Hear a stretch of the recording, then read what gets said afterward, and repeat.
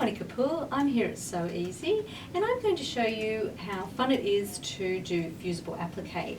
Now applique is a great way to be able to embellish your quilts, handbags and clothing, and it's really easy to do. So today I'm going to show you some products using SewEasy Easy Fix and also a SewEasy Non-stick Applique Mat. This is SewEasy Easy Fix. Now you can see one side of it is nice and smooth and the other side is rough. Now that side there is your fusible web of glue. Now one of the great things about Easy Fix is that you'll never get the web of glue separating from the paper. Now to use this product, what you do is you place the glue side, so that's the rough side, down onto your pattern. So for this example here, I'm going to do a nice little lady beetle there, like I've got there. So you place it down with the rough side onto the pattern sheet, and I'm going to just trace out the body of the lady beetle. I'm just using a 2B lead pencil for my tracing.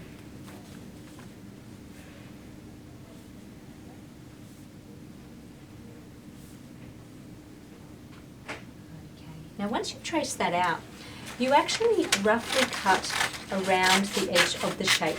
So don't cut exactly on that pencil line, so just cutting around the edge. So that's a couple of millimeters or 1/8 of an inch around the edge of the shape there. The reason why you wouldn't cut the shape exactly at this point in time is because that would actually be a little bit of a waste of time, because we're going to cut it perfectly once it's onto the fabric. Now I'm going to iron the rough side onto the wrong side of the applique fabric. So I'm using a grey here for the lady beetle's body. Now just before I iron that on, I'm actually going to show you about the SewEasy Non-stick Applique Mat. Now an applique mat is a must. It will protect your iron from glue and we don't want any spills of glue happening. So you just place that on top and then just iron it. Now you use a dry iron when you're ironing the SewEasy onto your applique shape. Now you'll see that that has now glued onto your fabric, and this is where you'll cut it out nice and neatly and exactly on your marked line.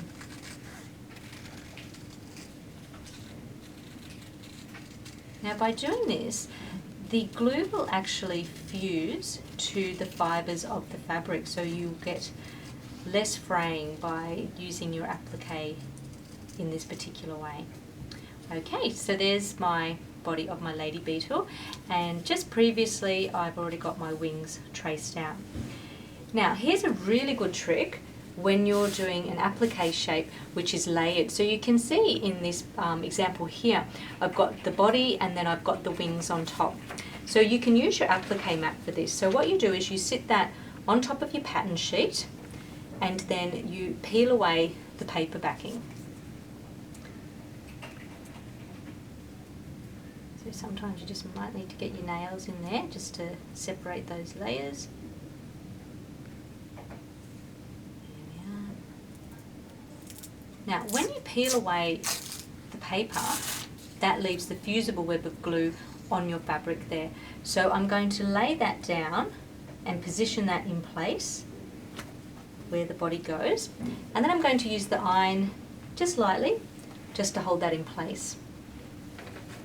Now the next thing that gets layered on are these lower wings here. So I've already removed the paper from that piece there, and so I can position that, and then here's my other one here.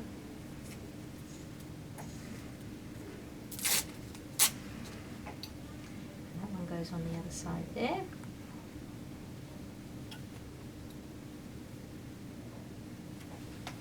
Just a nice little iron there in place. And then I've got my wings. One there. And then one on the other side there.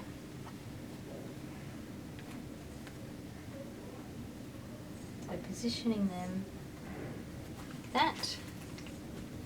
Now you can actually see, and I'll just show you there, that the upper wings overlap the under wings just by about a couple of millimeters or 1/8 of an inch there.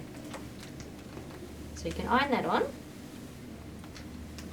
Now, you can see there, we have the shape. Now what you do is you then just peel off the whole lady beetle. That'll come off in one piece, perfectly positioned there, and then you can just pop that onto your background fabric there. Now, there's your fusible web of glue on the wrong side of your fabric, so just position where you'd like your lady beetle to go, and then just once again using your applique mat, just sit that on top and give that a press like that.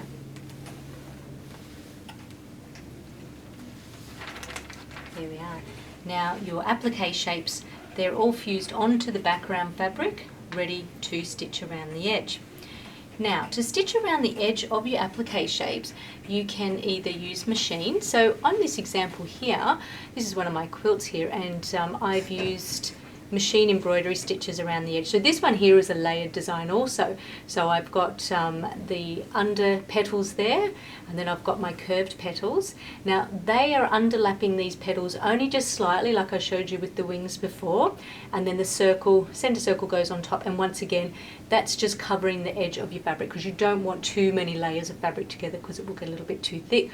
Now I've used different stitches, so here I've used like a nice little, what I call a grass stitch, a double-sided grass stitch, and then I've stitched the outer petals there using a straight edge grass stitch, and then a nice little bead stitch around the edge, so that will keep the edges of the fabric nice and secure.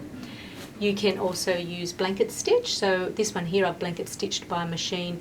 Once again, this one here I've actually layered, so my dog's body, that went down first, and then I've popped on top the inner ears and the eyes, and then his snout there with his nose and his little chest there. So I've just blanket stitched around the edge, and then I've used a triple straight stitch down the bottom here just to stitch in the detail lines of his legs and feet there.